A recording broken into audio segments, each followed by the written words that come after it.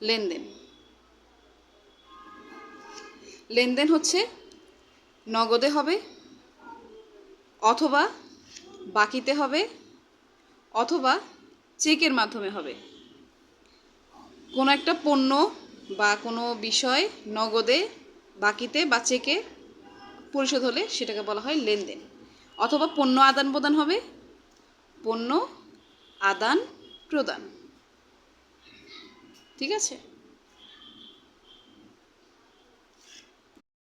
আমরা বোর্ড বই থেকে কিছু উদাহরণ নিতে পারি। যেমন 50,000 টাকা মূলধন নিয়ে ব্যবসা আরম্ভ করা হলো। এখানে অবশ্যই নগদ টাকার লেনদেন হয়েছে।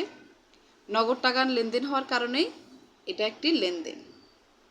নগদে 15,000 টাকার পণ্য ক্রয়, যেহেতু নগদ টাকা এখানে পণ্য ক্রয়ের জন্য ব্যবহার করা হয়েছে, তাই এটাও লেনদেন।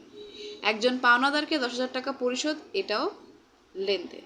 8,000 টাকার পণ্য ক্রয়ের ফরমায়েশ প্রদান। ফরমায়েশ মানে অর্ডার, অর্ডার দেওয়া হয়েছে, টাকা দেওয়া হয়নি, পণ্যও দেওয়া হয়নি, তাই এটি লেনদেন না। বিজ্ঞাপন বাবদ 2,000 টাকা প্রদান, এখানে টাকার লেনদেন হয়েছে, তাই এটি একটি লেনদেন। জনাব মামুনকে মাসিক 7,000 টাকা বেতনে ব্যবসায়ের ম্যানেজার নিয়োগ, ম্যানেজারকে নিয়োগ করা হয়েছে, এখনও কোনো বেতন দেওয়া হয়নি, টাকা পরিশোধ করা হয়নি, তাই এটি কোনো লেনদেন নয়।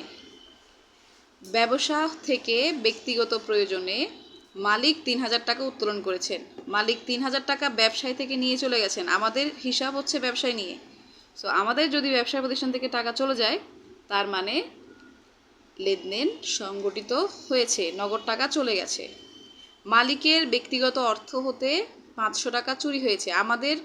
আমাদের কাজ হচ্ছে ব্যবসায় প্রতিষ্ঠান নিয়ে, আমাদের মালিকের সাথে কোনো লেনদেন নেই, মালিক আমাদের প্রতিষ্ঠান নয়, আমাদের প্রতিষ্ঠান হচ্ছে কি ব্যবসায় প্রতিষ্ঠান।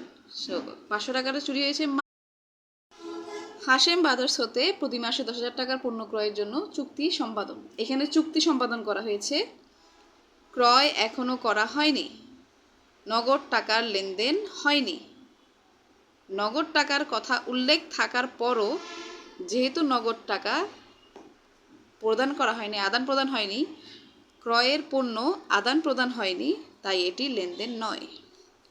তারপর 10,000 টাকা মূল্যের পণ্য হানিফ ট্রেডার্সের নিকট ধারে বিক্রয় করা হয়েছে, কিন্তু ধারে। আমরা বলেছি নগদে, ধারে, চেকে যদি বিক্রয় হয় সেটা বা ক্রয় হয় সেটা হচ্ছে লেনদেন, তাই এটা লেনদেন।